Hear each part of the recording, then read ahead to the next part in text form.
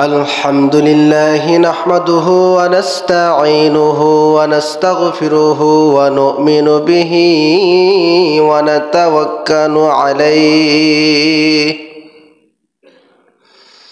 ونعوذ بالله من شرور أنفسنا ومن سيئات أعمالنا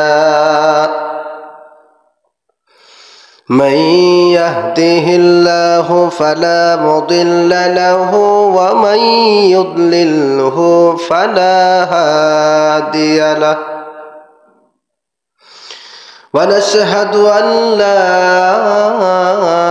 إله إلا الله وحده لا شريك له ونشهد أن سيدنا وحبيبنا ومولانا محمد صلى الله عليه وسلم أرسله بالحق بشيرا ونذيرا وداعيا إلى الله بإذنه وسراجا منيرا أما بعد فأعوذ بالله من الشيطان الرجيم بسم الله الرحمن الرحيم يا أيها الذين آمنوا إذا قمتم إلى الصلاة فاغسلوا وجوهكم وأيديكم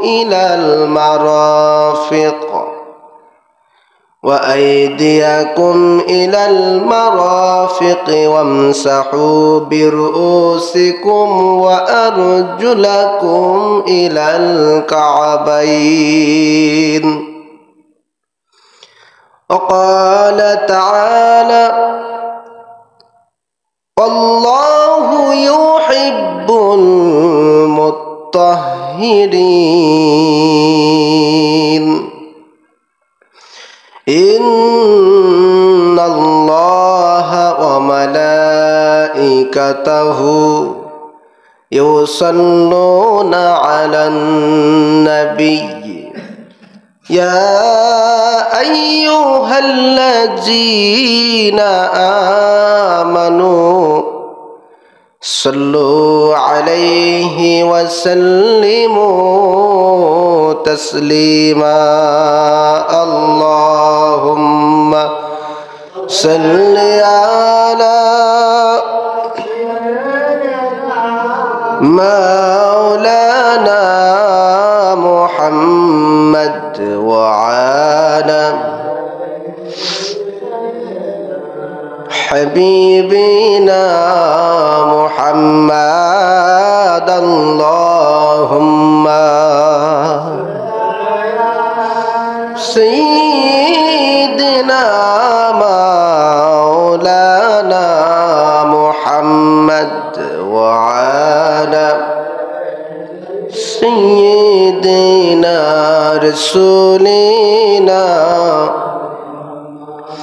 هو الحبيب الذي ترجى شفاعته لكل هول من الأهوال مقتحمي اللهم صل على مولانا محمد وعلى علي سيدنا حبيبنا زبان খুলে জিকির করি লা ইলাহা ইল্লাল্লাহ লা ইলাহা মাশাআল্লাহ সবাই লা ইলাহা আরো জোরে লা ইলাহা ইল্লাল্লাহ লা ইলাহা ইল্লাল্লাহ লা ইলাহা ইল্লাল্লাহ লা ইলাহা ইল্লাল্লাহ লা ইলাহা লা ইলাহা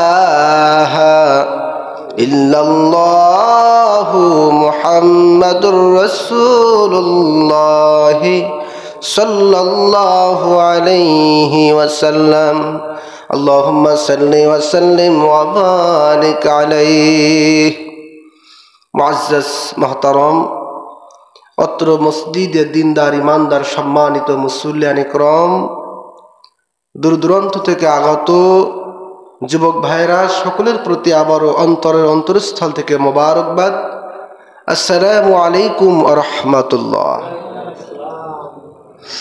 আমরা সর্বপ্রথম সেই আল্লাহ সুবহানাহু ওয়া তাআলার দরবারে লাখো কোটি শুকরিয়া আদায় করি যে মহান রব্বুল আলামিন আমাদের সুস্থতা দান করে আজকে জুমার নামাজ আদায়ের জন্য এলাকা থেকে বাছাই করে চিহ্নিত করে পছন্দ করে সকলের আগে ভাগে জান্নাতের বাগান মসজিদে এসে বসার তৌফিক দান করেছেন। খুশি হয়ে দিল থেকে আওয়াজ করে বলি আলহামদুলিল্লাহ। লক্ষ কোটি দরুদ সালাম প্রেরণ করছি আমাদের সেই প্রাণ প্রিয় আখিরি নবী পাকের শানে, যে রাসূল যে নবী পরকালে আপনার আমার জন্য শাফাতের কান্ডারি শাফাত করবেন, সেই মহান নবীর প্রতি প্রাণ ভরা দরুদ সালাম বলছি সাল্লাল্লাহু আলাইহি ওয়াসাল্লাম। আজ পবিত্র জামাদি ও সানি মাসের দ্বিতীয় জুমা। আজকে জুমার আলোচ্য বিষয় অজুর ফজিলাত সম্পর্কে। মহান আল্লাহ পাক এই গুরুত্বপূর্ণ বিষয়ে সংক্ষিপ্ত সময়ে আমাদের প্রত্যেকের জানার বোঝার এবং বাস্তব জীবনে তা পুঙ্খানুপুঙ্খানুভাবে আমল করার তৌফিক দান করুন, বলেন আল্লাহুম্মা আমিন। হাজরিন, ইসলামী শরিয়াতের দৃষ্টিতে অজু একটি গুরুত্বপূর্ণ ইবাদত। কেননা অজু ছাড়া, পবিত্রতা ছাড়া নামাজ কবুল হয় না, ঠিক কিনা বলেন? রাসূল করিম সাল্লাল্লাহু আলাইহি সাল্লাম বলেছেন, লা তুকবালু সালাতুন বিগাইরি তুহুরিন, পবিত্রতা ছাড়া, অজু ছাড়া কারো নামাজ কবুল হয় না, বলেন নাউজুবিল্লাহ। সুতরাং নবী পাকের এই একটি মাত্র হাদিস থেকে বোঝা যায় যে অজুর গুরুত্ব, অজুর ফজিলাত, অজু এবং পবিত্রতার মূল্য কত বেশি, ঠিক কিনা বলেন? সুতরাং নামাজ কবুল হবার পূর্ব শর্ত হলো পবিত্রতা অর্জন করা, অজু করা, গোসল করা। আর এই পবিত্রতা অর্জন করতে হলে কি করতে হয়? অজু করতে হয়, গোসল করতে হয় এবং তায়াম্মুম মাঝে মাঝে করতে হয়, ঠিক কিনা বলেন? সুতরাং এই অজু কি সে সম্পর্কে আমাদের পরিপূর্ণ জানতে হবে।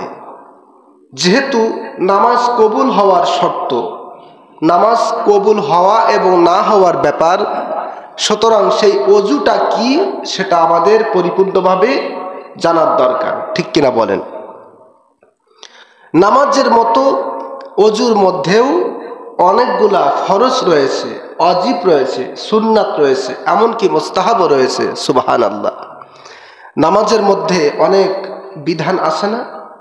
নামাজের ফরজ আছে, নামাজের ওয়াজিব আছে, নামাজের সুন্নাত আছে, নামাজের মুস্তাহাব আমল আছে, নামাজের ভিতরে নফল আমল আছে না নাই? ঠিক অনুরূপভাবে অজুর ভিতরেও ফরজ আছে, ওয়াজিব আছে, সুন্নাত আছে, মুস্তাহাব আছে, নফলও আছে। সুবহানাল্লাহ। তবে চমৎকার বিষয় হলো এই অজুর মধ্যে যে কয়টি ফরজ রয়েছে প্রত্যেক ফরজগুলিকে আল্লাহ পাক কোরআনের মধ্যে স্পষ্ট করে ধরে ধরে মানুষদেরকে জানান দিয়েছেন। সুবহানাল্লাহ। কেমন ভাবে? আল্লাহ পাক কোরআনের মধ্যে অজুর ফরজ সম্পর্কে বলেন, ইয়া আইয়ুহাল্লাযীনা আমানু ইযা কুমতুম ইলাস সালাতি ফাগসিলু উজুহাকুম ওয়া আইদিয়াকুম ইলাল মারাফিকি ওয়ামসাহু বিরুসিকুম ওয়া আরজুলাকুম ইলাল কাবাইন। আল্লাহু আকবার। মহান আল্লাহ রাব্বুল আলামিন গোটা ইমানদার মুমিনদার মুসলমানদেরকে লক্ষ্য করে বলেন, ইমানদারেরা, তোমরা যখন নামাজে দাঁড়ানোর ইচ্ছা করবে, তোমরা যখন নামাজ আদায় করার ইচ্ছা করবে, তার পূর্বে অবশ্যই তোমরা ফাগসিলু উজুহাকুম, ফাগসিলু উজুহাকুম, সঙ্গে সঙ্গে তোমরা তোমাদের মুখমণ্ডলটা ধৌত করে নিবে। সুবহানাল্লাহ। ওযুর যে কয়টি ফরজ আল্লাহ পাক এই আয়াতের মধ্যে সেই ফরজ কয়টির উল্লেখ করেছেন, বলেন সুবহানাল্লাহ। এরপরে আল্লাহ পাক বলেন, ওয়া আইদিয়াকুম ইলাল মারাফিক, ইমানদারেরা যখন নামাজে দাঁড়ানোর ইচ্ছা করবে, তোমরা তোমাদের দু হাতের কোনই পর্যন্ত ধৌত করবে। সুবহানাল্লাহ। কোন পর্যন্ত? কোনই পর্যন্ত। কোন পর্যন্ত ধৌত করতে হবে সেটাও আল্লাহ পাক এই আয়াতের মধ্যে বলেছেন। সুবহানাল্লাহ। এরপরে আল্লাহ পাক বলেন, ওয়ামসাহু বিরুসিকুম, তোমরা তোমাদের মাথা মাসহ করবে সুন্দর করে, ওয়া আরজুলাকুম ইলাল কাবাইন, এবং তোমাদের পায়ের টাকনু পর্যন্ত সুন্দরভাবে ধৌত করবে। সুবহানাল্লাহ। আল্লাহ পাক শুধু পা ধৌত করার কথা বলেন নাই, বরং পায়ের কোন পর্যন্ত ধৌত করতে হবে সেটাও আল্লাহ পাক এই আয়াতে কারিমার মধ্যে উল্লেখ করে বলেছেন। সুবহানাল্লাহ। তাহলে এই আয়াত থেকে আমরা ওযুর 4টি ফরজ পাইলাম। কয়টি ফরজ? কথা বলুন। 4 ফরজ। এর জন্য আমরা ছোট ছোট বাচ্চাদের যখন মক্তবে পড়াই বা আমরাও ছোট ছোট নামাজ শিক্ষার মধ্যে যেগুলো পাই, আমরা দেখি এক কলমে লেখা থাকে ওযুর ফরজ 4টি। কয়টি? ওযুর ফরজ 4টি। এই আয়াত থেকে নেওয়া, বলেন সুবহানাল্লাহ। সেই ওযুর ফরজ 4টি কি? 1 নম্বরে মুখমণ্ডল ধৌত করা, 2 নম্বরে 2 হাতের কনুই সহ ধৌত করা, 3 নম্বরে মাথা মাসেহ করা, আর 4 নম্বরে 2 পায়ের টাকনু সহ ধৌত করা, বলেন সুবহানাল্লাহ। এই 4টা ফরজের কথা আল্লাহ পাক এই সূরা মায়েদার 6 নম্বর আয়াতের মধ্যে স্পষ্ট করে মানুষদেরকে জানান দিয়েছেন, বলেন সুবহানাল্লাহ। প্রিয় সুধী, তাহলে আমরা এই আয়াত থেকে স্পষ্ট বুঝতে পারি আল্লাহ রাব্বুল আলামিন মুমিনদেরকে ডেকে ডেকে বললেন, মুমিনেরা, ইমানদারেরা, যখন তোমরা নামাজে দাঁড়ানোর ইচ্ছা করবে, যখন নামাজ আদায় করতে যাবে, তার আগে তোমাদের মুখমণ্ডল ধৌত করবে, 2 হাতের কোণে পর্যন্ত ধৌত করবে, মাথা মাসেও করবে, এবং 2 পায়ের টাকনু পর্যন্ত সুন্দরভাবে ধৌত করবে। সুবহানাল্লাহ। বিধান কার? নির্দেশ কার? এই 4টি হচ্ছে ওযুর মধ্যে ফরজ। আর আরো বাকি রয়েছে যেগুলো সুন্নাত, নাকে পানি দেওয়া, কুলি করা 3 বার, এরপরে আপনার কানের ভিতরে হাত দিয়ে পেঁচানো, সুন্দরভাবে ধৌত করা, এভাবে করে এগুলো হচ্ছে বাড়তি সুন্নাত। এরপরে মুস্তাহাব রয়েছে গর্দান মাসেহ করা, ঘন দাড়ি খিলাল করা, এরপরে মেসওয়াক করা, বিভিন্ন সুন্নাত আছে না নাই? প্রিয় বাবাজিরা আমার, আল্লাহ রাব্বুল আলামিন এই ওযুর ফরজ সম্পর্কে সরাসরি ডাইরেক্ট কোরআনের মধ্যে স্পষ্ট করে বলে দিয়েছেন। তার কারণ এই প্রত্যেকটি বিধানের মধ্যে আল্লাহ পাক বান্দা বান্দির জন্য অসংখ্য নেকি আর সওয়াব দান করেছেন। সুবহানাল্লাহ। ওযুর মধ্যে কেমন ফজিলত! নবী করিম সাল্লাল্লাহু আলাইহি সাল্লাম সাহাবীদেরকে একদিন বললেন, আলা আদুল্লুকুম আলা মা ইয়ামহুল্লাহু বিহিল খতায়া ওয়া ইয়ারফাউ বিহিদ দারাজাত। বলেন সুবহানাল্লাহ। নবীজি বললেন, সাহাবীরা, আমি কি তোমাদেরকে এমন একটি আমলের কথা বলে দিব না? আমি কি তোমাদের এমন একটি বিষয়ের কথা উল্লেখ করব না যে আমলটি করলে পরে আল্লাহ রাব্বুল আলামিন তোমাদের জীবনের গুনাহ মাফ করে দিবেন? দ্বিতীয় নম্বরে তোমাদের পদ মর্যাদা আল্লাহ পাক বাড়িয়ে দিবেন। সুবহানাল্লাহ। চিল্লায় বলেন সুবহানাল্লাহ। নবীজির প্রশ্ন। কার প্রশ্ন? নবীজি কি বললেন? আমি কি তোমাদেরকে এমন একটি আমলের কথা বলবো না, এমন একটি বিষয়ের কথা উল্লেখ করব না যে আমলটি করলে পরে আল্লাহ পাক তোমাদের জীবনের গুনাহ মাফ করবেন এবং পদমর্যাদা বৃদ্ধি করবেন? সুবহানাল্লাহ। সাহাবায়ে কেরাম বললেন, ক্বালু বালা ইয়া রাসূলুল্লাহ। নবীজি, আপনি দয়া করে দ্রুত আমাদেরকে সেই আমলের কথাটি বলুন যে আমলটি করলে পরে আল্লাহ পাক জীবনের গুনাহ মাফ করে দিবেন এবং পদমর্যাদা বাড়িয়ে দিবেন। সুবহানাল্লাহ। নবীজি এবার বলছেন, ক্বালা ইসবাগুল উদুই আলাল মাকারিহি ওয়া কাসরাতুল খুতাব ইলাল মাসজিদি ওয়া ইনতিজারুস সালাতি বাদাস সালাত। জিল্লাই বলেন সুবহানাল্লাহ। নবীজি বলেন, সাহাবীরা, সেই গুরুত্বপূর্ণ আমলের কথাটি শোনো। সেই গুরুত্বপূর্ণ আমল হলো কষ্ট সত্ত্বেও পরিপূর্ণভাবে ওযু করা এবং মসজিদের দিকে গমন করা। সুবহানাল্লাহ। আর দ্বিতীয় নাম্বার হলো ওয়াইনতিজারুস সালাতি বাদাস সালাত, এক নামাজের পর অপর নামাজের জন্য অপেক্ষায় থাকা। সুবহানাল্লাহ। দুইটি আমলের কথা বললেন। কয়টি আমলের কথা? দুইটি আমলের কথা। কষ্ট সত্ত্বেও পরিপূর্ণভাবে ওযু করে মসজিদে যাওয়া, জামাতে যাওয়া।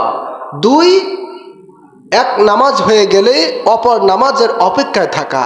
এই দুইটা আমল যদি কারো থাকে, আল্লাহ পাক তাকেও দুইটি মর্যাদা দান করবেন, দুইটি ফজিলাতের ঘোষণা দিয়েছেন। একটি হলো আল্লাহ পাক তার জিন্দেগানি গুনাহ মাফ করবেন। দ্বিতীয় নাম্বার হলো আল্লাহ পাক দুনিয়া এবং আখিরাতে তার পদমর্যাদা বৃদ্ধি করে দিবেন। সুবহানাল্লাহ। তাহলে কষ্ট সত্ত্বেও পরিপূর্ণভাবে ওযু করা। কিভাবে ওযু করা? কথা বলেন। পরিপূর্ণভাবে। এই যে শীতের সময়, ফজরের সময়, এশারের সময়, মাগরিবের সময় ওযু করতে একটু কষ্ট হয়, ঠিক কিনা বলেন? একটু কষ্ট হয় ঠান্ডা পানিতে হাত দিতে, এরপরে চেহারায় মালিশ করতে, চেহারাটা ধৌত করতে, পায়ে পানি দিতে একটু কষ্ট হয় না বলেন? এই কষ্টের সময় নবীজি বললেন, যারা পরিপূর্ণভাবে ওযু করবে, তাড়াহুড়া করে নয়, ঠান্ডা লাগবে এজন্য যেমন তেমন করে ওযু নয়, বরং পরিপূর্ণভাবে খুব সুন্দর আদবের সাথে একেবারে সুন্দরভাবে মাসে করে পানি দিয়ে ধৌত করে যারা ওযু করবে, তাদের জন্য এই হাদিসের মধ্যে দুইটি পুরস্কার। একটি হলো আল্লাহ পাক তার জিন্দেগানির গুনাহ মাফ করবেন। দ্বিতীয় নাম্বার হলো আল্লাহ পাক তার দুনিয়া এবং আখিরাতে পদমর্যাদা বৃদ্ধি করে দিবেন। সুবহানাল্লাহ। প্যারা বাবাজিরা আমার, এটা হচ্ছে ওযুর ফজিলত। শুধু এখানে শেষ নয়, রাসূল কারীম সাল্লাল্লাহু আলাইহি ওয়াসাল্লাম অপর হাদিসের মধ্যে বলেছেন, ইজা তাওয়াদ্দাল আবদুল মুমিনু ফামাদমাদা খরজাতিল খতায়া। যখন কোনো মুমিন ব্যক্তি ওযু করতে যায়, ওযু করতে যে যখন সর্বপ্রথম সে হাতটা ধৌত করে, হাতটা ধৌত করার সঙ্গে সঙ্গে তার হাতের যত যাবতীয় গুনাহ রয়েছে সমস্ত গুনাহগুলো ওযুর পানির সাথে ঝরে ঝরে পড়ে যায়। সুবহানাল্লাহ। ওযুর পানির সাথে হাতের গুনাহগুলো ঝরে যায়। চিল্লায় বলেন সুবহানাল্লাহ। কত সূক্ষ্ম বিষয় নবীজি উল্লেখ করলেন। নবীজি বললেন, আমার উম্মতেরা শোনো, শুধু হাতের গুনাহ নয়, বরং তোমার নোকের ফাঁকের ভিতরে যেই সমস্ত গুনাহগুলো প্রবেশ করেছিল ওই সমস্ত গুনাহ পর্যন্ত ওযুর পানির মাধ্যমে তার গুনাহগুলো ঝরে যায়। সুবহানাল্লাহ। মনে করেন আমরা যদি রং মাখি, কি মাখি? রং দেয়ালে দেওয়ার জন্য বা কাজ করার জন্য যদি রং মাখি, তেল মাখি, তাহলে ওই তেল বা ওই রং আমাদের হাতে তো লাগেই, আবার নখের ভিতরেও পর্যন্ত প্রবেশ করে, ঠিক কিনা বলেন? অনেক সময় মাটির কাজ করলে নখের ভিতরেও মাটি প্রবেশ করে। আবার অনেক সময় দেখা যায় যে ছোট্ট একটা কিছু দিয়ে সেটা পরিষ্কার করে তারপরে ভাত খেতে হয়, ঠিক না বলেন? ঠিক অনুরূপভাবে মানুষ একের পর এক ছোট থেকে ছোট, বড় থেকে বড় যখন গুনাহ করতে শুরু করে, তার ওই গোনাটা শুধু হাত পর্যন্ত থাকে না, বরং ওই গোনাটা তার নখের ভিতর পর্যন্ত প্রবেশ করে ফেলে। নাউজুবিল্লাহ। এই গোনা থেকে মানুষ কিভাবে বাঁচবে, কিভাবে মুক্তি পাবে? দয়াল নবী, মায়ার নবী, রাহমাতুল লিল আলামিন নবীজি বলেন, আমার উম্মতেরা, যখন ব্যক্তিটি নামাজের জন্য ওযু করতে যায়, ওই ওযু করার সঙ্গে সঙ্গে তার হাতের গোনাগুলো ঝরে যায়। শুধু হাতের গোনা নয়, বরং তার নখের ভিতরে যে সমস্ত সগীরা কাবিরা গোনা প্রবেশ করেছে, সমস্ত গোনাগুলো পর্যন্ত ওযুর পানির সাথে একের পর এক ঝরে ঝরে পড়তে থাকে। সুবহানাল্লাহ, চিল্লায় বলেন সুবহানাল্লাহ। এটাই হচ্ছে ওযুর ফজিলত। এরপরে নবীজি বলেন, যখন ব্যক্তিটি তার মুখের মধ্যে পানি প্রবেশ করে কুলি করার জন্য, প্রত্যেকটি কুলির পরিবর্তে, প্রত্যেকটি কুলির সাথে সাথে আল্লাহ পাক তার মুখের জবানের যত গোনা হয়েছে সমস্ত সগীরা গোনাকে আল্লাহ পাক ওযুর পানির মাধ্যমে ঝরিয়ে দেন। সুবহানাল্লাহ। কি আমাদের জবান দিয়ে গোনা হয় কি হয় না? হয় না বলেন? সবচেয়ে তো জবান দিয়েই বেশি গোনা হয়, এবং জবান আর লজ্জাস্থান দিয়ে মানুষের সবচেয়ে বেশি গোনা হয়।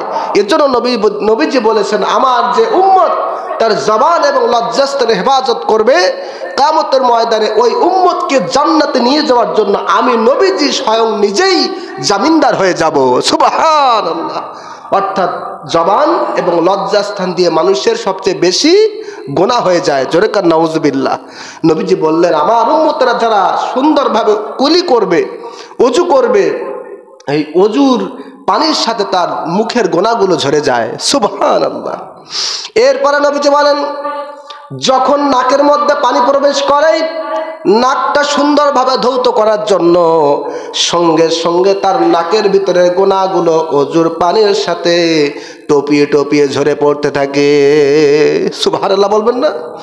এরপরে যখন তার সুন্দরভাবে মুখমণ্ডলটা ধৌত করে, মুখমণ্ডলটা ধৌত করার সঙ্গে সঙ্গে মুখের যত গোনা হয়েছে সমস্ত গোনাগুলা ওযুর পানির সাথে টপিয়ে টপিয়ে জমিনের মধ্যে ঝরে পড়তে থাকে।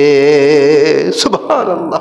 নবীজি আরো স্পষ্ট করে বলেন যে এই যে ওযুর পানি সমস্ত মুখে প্রবেশ করে, এমনকি চোখের ভিতরেও প্রবেশ করে, ঠিক কিনা বলেন? এই চোখের পাতার নিচের ভিতরে যে গোনাগুলো প্রবেশ করেছে সমস্ত গোনাগুলো পর্যন্ত ওযুর পানির মাধ্যমে গোনাগুলো ঝরে যায়। সুবহানাল্লাহ। কি চোখের গোনা হয় কি হয় না? হয় না বলেন? আপনি এখন রাস্তা বাইর হলেই গোনা, একের পর এক গোনা, ঠিক কিনা বলেন? পা সামনে বাইর আপনার দিলেই একের পর এক গোনা হতে থাকে। সেটা আপনি চাইলেও হয়, অনেক সময় না চাইলেও হয়, ঠিক কিনা বলেন? বেপরদায় মহিলারা এরপরে বিভিন্নভাবে একের পর এক চোখের সামনে গোনাহের কাজগুলো ভেসে আসে, ঠিক কিনা বলেন? নবীজি বলেন, উম্মতেরা, গোনা তো হয়ে গেছে, জেনে হোক না জেনে হোক, তোমরা যে উযু করবে ওই উযুর মাধ্যমে চোখের ভিতরে সমস্ত সগীরা গোনাগুলোকে আল্লাহ পাক ঝরিয়ে দেন। সুবহানাল্লাহ। এরপরে যখন ব্যক্তিটি মাথাটা মাসেহ করবে, মাথাটা মাসেহ করার সঙ্গে সঙ্গে তার মাথার যত গোনা, এমনকি তার কানের পাতার নিচের গোনা পর্যন্ত ওযুর পানির মাধ্যমে ঝরে পড়ে। সুবহানাল্লাহ। এমনকি কোনো যে ব্যক্তি উযু করবে, উযু করার সঙ্গে সঙ্গে তার যে পায়ের টাকনু পর্যন্ত পানি লাগাতে হয়, পানি দিয়ে ধৌত করতে হয়, পানি দিয়ে ধৌত করার সঙ্গে সঙ্গে পায়ের যতগুলো সগিরা গোনা রয়েছে সমস্ত সগিরা গোনাগুলা পায়ের ওই পানি লাগানোর অজুর পানির মাধ্যমে ঝরে ঝরে পড়ে যায়। সুবহানাল্লাহ। এই প্রত্যেকটি কথা হাদিসের মধ্যে স্পষ্ট করে বর্ণনা করা হয়েছে। চিল্লায় বলেন সুবহানাল্লাহ। নবীজি আরো সুন্দর করে বলেন, আমার উম্মতরা শোনো, তুমি যে তোমার নিজের পা দিয়ে গোনা করেছো, গোনা করতে করতে এমন অবস্থা হয়েছে তোমার পায়ের প্রত্যেকটি পায়ের নখের ভিতরে যে গোনাগুলো প্রবেশ করেছে, অজুর পানি লাগানোর কারণে, অজু করার কারণে ওই পায়ের পাতার প্রত্যেকটি নখের পায়ের নখের প্রত্যেকটি নখের ভিতরের গোনাগুলো পর্যন্ত অজুর পানির মাধ্যমে ঝরে ঝরে পড়ে যায়। সুবহানাল্লাহ। এটাই হচ্ছে অজুর ফজিলাত। চিল্লায় বলেন সুবহানাল্লাহ। প্রিয় বাবাজিরা আমার, এজন্য সেই অজু আমাদের অত্যন্ত সুন্দরভাবে করার দরকার আছে না নাই? কি আমরা করব কি না? না শীতকাল ভরে আমরা যেমন তেমন করে অজু করতে পারবো? করব না, বরং আমরা পরিপূর্ণভাবে অজুর করার চেষ্টা করব। অজুর পরের আরেকটি গুরুত্বপূর্ণ আমল রয়েছে। নবীজি সাল্লাল্লাহু আলাইহি ওয়াসাল্লাম বলেন, এটা সহিহ মুসলিমের বর্ণনা, নবীজি বলেন, মা মিনকুম মিন আহাদি ইয়াতাওয়াদ্দাউ ফায়ুবলিগু আও ফায়ুসবিগুল উদুআ। নবীজি সাল্লাল্লাহু আলাইহি ওয়াসাল্লাম বলছেন, যে ব্যক্তি উত্তম রূপে অজু করে, অজু করার পরে সুম্মা ইয়াকুলু আশহাদু আল্লা ইলাহা ইল্লাল্লাহু ওয়া আশহাদু আন্না মুহাম্মাদান আবদুহু ওয়া রাসূলুহু, যে ব্যক্তি পরিপূর্ণভাবে অজু করার পরে একবার কালিমা শাহাদাত বলবে। কয়বার? কথা বলুন, কয়বার? একবার কালিমা শাহাদাত পড়বে। নবীজি বলছেন, ইল্লা ফুতিহাত লাহু আবওয়াবুল জান্নাতিস সামানিয়া ইয়াদখুলু মিন আইয়িহা শাআ। চিল্লায় বলেন সুবহানাল্লাহ। অজুর পরে একবার কালিমা শাহাদাত পড়ার কারণে ওই ব্যক্তির জন্য আল্লাহ পাকের জান্নাতের 8টি দরজা খুলে দেওয়া হয়। ওই ব্যক্তি কিয়ামতের ময়দানে 8 দরজা থেকে যেই দরজা দিয়ে ইচ্ছা আমি আল্লাহর জান্নাতে প্রবেশ করবে। চিল্লায় বলেন সুবহানাল্লাহ। আমলটি কি অনেক বড়, খুব কষ্টের, খুব সময় লাগবে? না, অজু তো আমাদের করতেই হয়, ঠিক কিনা বলেন? নামাজি বান্দা তো অজু করবেই। সুতরাং অজু করার সাথে সাথে শুধু একটু আমল বাড়াবে, অভ্যস্ত হবে, সেটা হলো কালিমা শাহাদাত। মুখস্থ আছে না নেই? আছে না সবার? আশহাদু আল্লা ইলাহা ইল্লাল্লাহু ওয়া আশহাদু আন্না মুহাম্মাদান আবদুহু ওয়া রাসূলুহু। এই সামান্য আমলটি করলেই জান্নাতের 8 দরজা তার জন্য খুলে দেন কে? জোরে বলেন, কে খুলে দেন? সেই আমল আমরা সবাই করব। আল্লাহ পাক যেন আমাদের সকলকে তৌফিক দান করেন, বলেন আল্লাহুম্মা আমিন। সম্মানিত হাজিরিন, অজুর অনেক ফজিলাত সংক্ষিপ্ত বললাম। আল্লাহ পাক যেন এর উপরে আমাদের প্রত্যেককে দায়েম ও কায়েম এবং বাস্তব জীবনে আমল করার তৌফিক দান করেন, বলেন আল্লাহুম্মা আমিন।